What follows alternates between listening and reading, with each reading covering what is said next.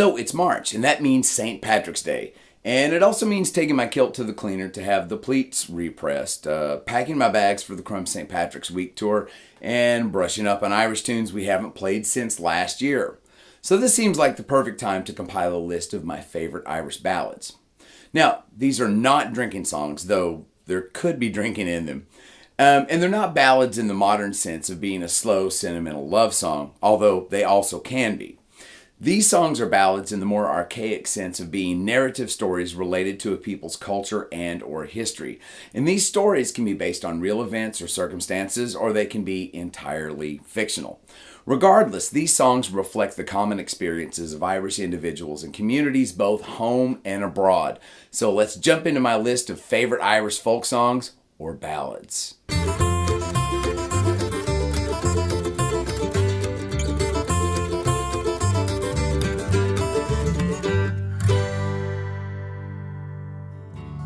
She died of a fever, and no one could save her, and that was the end of sweet Molly Malone. But her ghost wheels her barrow through streets broad and narrow, crying cockles and mussels, alive, alive, oh, alive. Number 8, Molly Malone. Molly Malone's a lovely song. I'm sure most of you have heard the melody before. But lurking somewhere in the text of the story is a dark twist. I would count this song as being from the Troubles tradition. You'll see why in just a minute. So stay with me. The narrator, or the singer, tells us that Molly is a fishmonger who has inherited her trade from her parents, and now she pushes her cart through Dublin streets, crying cockles and mussels, alive, alive, oh, as she peddles her wares. And it's a straightforward enough tune until you get to the last verse when it's revealed that she died of a fever and no one could save her. So the pretty young Molly Malone, the narrator tells us about, is actually deceased. This is a ghost story and is bloody brilliant.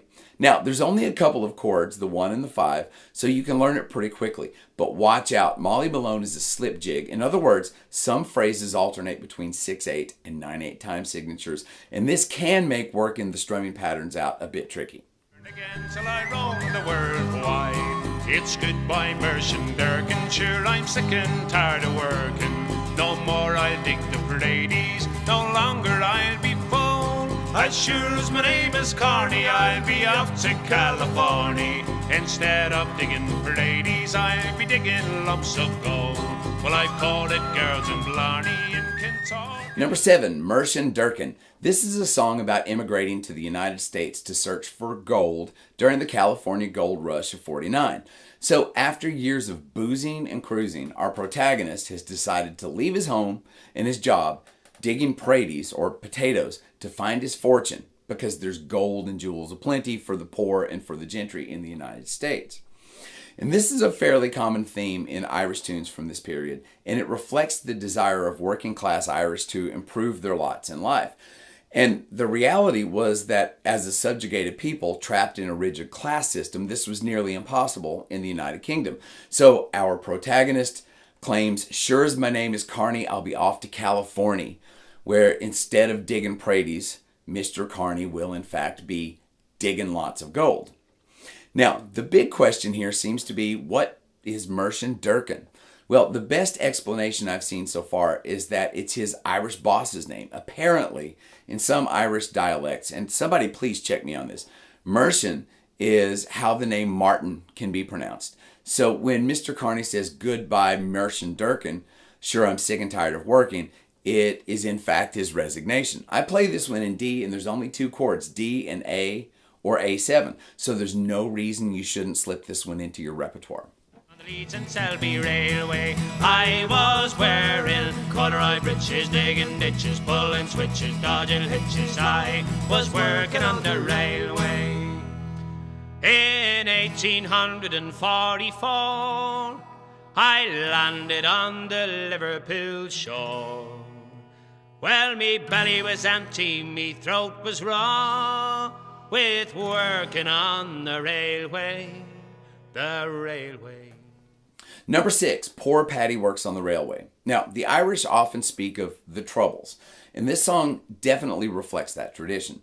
This song deals with 7 years of poor Paddy's work history. So, apparently, in 1841, Paddy put his corduroy breeches on, and he begins working for a rail company building the rail lines themselves. And in each successive year, he moves from Hartlepool to Crewe, begins working for the Leeds and Selby Railway. He moves to Liverpool. He remembers the deceased Danny O'Connell. He quits the railway to carry a hod, and this brings us to 1847, year 7, when Paddy was thinking of going to heaven to, of course, work upon the railway. And although this seems like just a rowdy, slightly humorous pub sing-along tune, it sure seems like this is, in reality, a protest tune commenting on the treatment the Irish received at the hands of the British Crown. The minstrel boy to the war is gone, in the ranks of death you will find him. His father's sword he has girded on, and his wild harp slung behind him. Land of song, say the warrior bard, though all the world betrays thee, one sword. Number 5, The Minstrel Boy. This is the ultimate fight song. That's actually not correct. This is a bona fide battle hymn. In fact, it's not unusual to hear the Minstrel Boy used as a regimental hymn for fire departments, police departments, and military units, and of course their affiliated pipe bands the world over.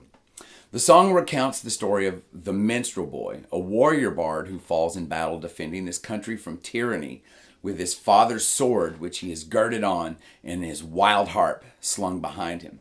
And as you might expect, he falls in battle, but his words and deeds live on to inspire future generations. It's a magnificent song with an amazing melody, and there are few experiences which can match hearing a large pipe and drum band playing it full blast. So, here's my kilt pin. It's a sword and a harp. Now, I know it may be overly romantic to identify myself with the warrior bard. The bard part I get, but I don't haul a sword around to St. Patrick's Day gigs, right? But every time I hear this song, I swear every drop of Irish blood in my body really gets going. Declared, for when I'm drinking, I'm always thinking, I'm wishing Peggy Gordon was here. I wish I was in England now. Number 4, Peggy Gordon. Peggy Gordon is an Irish ballad with a beautiful lilting melody, but it's also a vicious song of heartbreak, perhaps the most vicious song of heartbreak ever. Well, I don't know, maybe Solitude by Black Sabbath is a bit more brutal, but regardless, Peggy Gordon distills the experience of heartbreak, and by extension the moodiness and depression which follows, to its most elemental state. Simply, the narrator is in love with Peggy, but it seems that it's not reciprocal. And our narrator is so consumed by his unrequited love that he wishes he was in some lonesome valley where womankind cannot be found. Now, surely, whatever side of the aisle you're on, we've all experienced that feeling before. In fact, he's so consumed with despair that he's dipped his head in a cask of brandy. And this line is where the Irish gift of gab reaches its absolute zenith, because this is the cleverest metaphor I think I've ever heard for going on a monumental bender, and I'm sure plenty of us have been there and done that. The brilliance of Peggy Gordon is simply its ability to relate to a universal experience, but express that experience in such a poetic and aesthetically pleasing way. The chords to Peggy Gordon are simple, 1, 4, and 5, but the timing is weird as it alternates between 4/4 and 2/4 spots. So if you decide to learn this one, be careful of the timing. To be rightful, true, Lenny, to believe there is no one who can tell a lie like me. You can search till you're tired, you won't find a bigger liar. I've been lying since the dawn of history.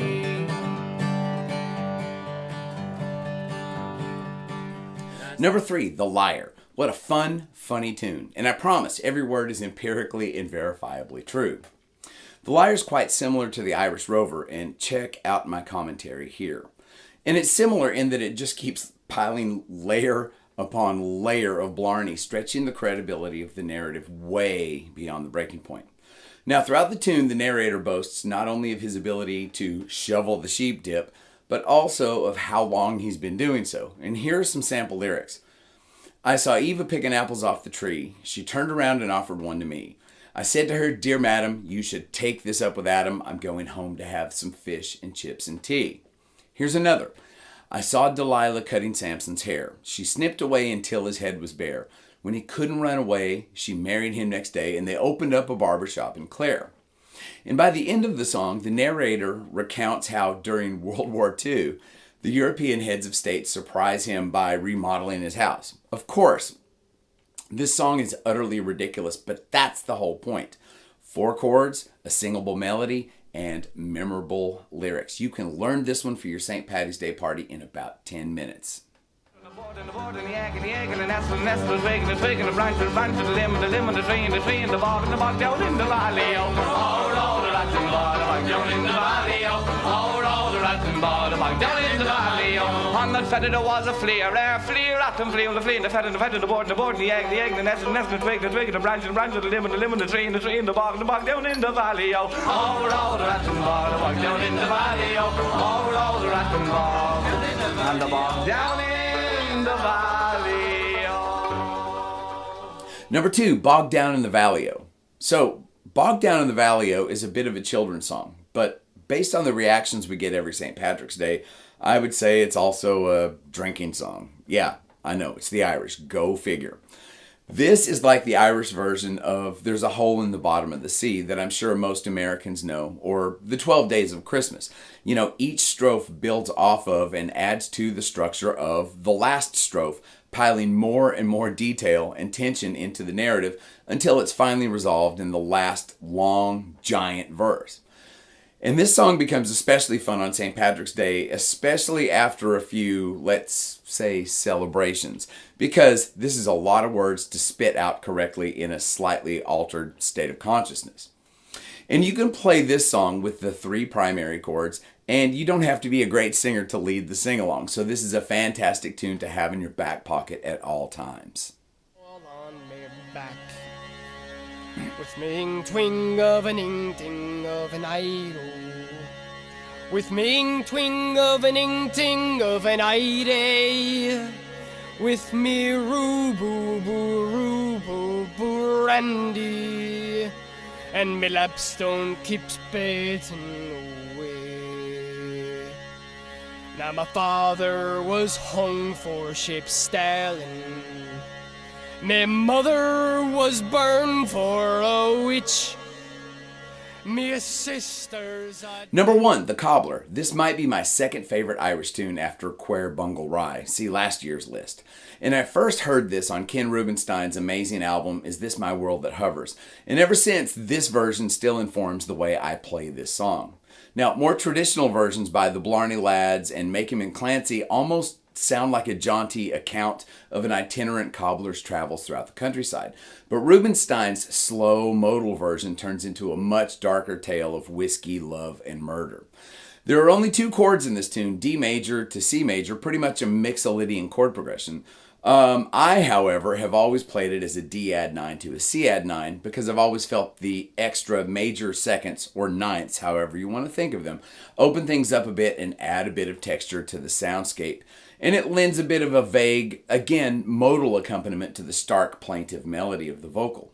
One final notable aspect of the Cobbler is its lilted chorus, with me in-tween of an in-teen of an I-day. I have no idea what all this means, but it's a hell of a lot of fun to play and sing. Please like, share, and subscribe if you like what I do here. Hit the notification bell so you'll always know when a new episode drops, and feel free to leave comments or any suggestions for any topics you might like to see in some future videos. Also, check out my other channel, Live from the Stairwell, and check out some 100% live unplugged performances from, you guessed it, my back stairwell. And for the beginning of March, there's going to be all sorts of Irish tunes that are from the stairwell, so check those out. Also, keep your eyes open for String 'em Up Shorts, where I address various good guitaring ideas in under a minute. My name's Dave Holland, and thanks for watching String 'em Up. Have fun, stay safe, be careful on St. Patrick's Day, and I'll see you next time.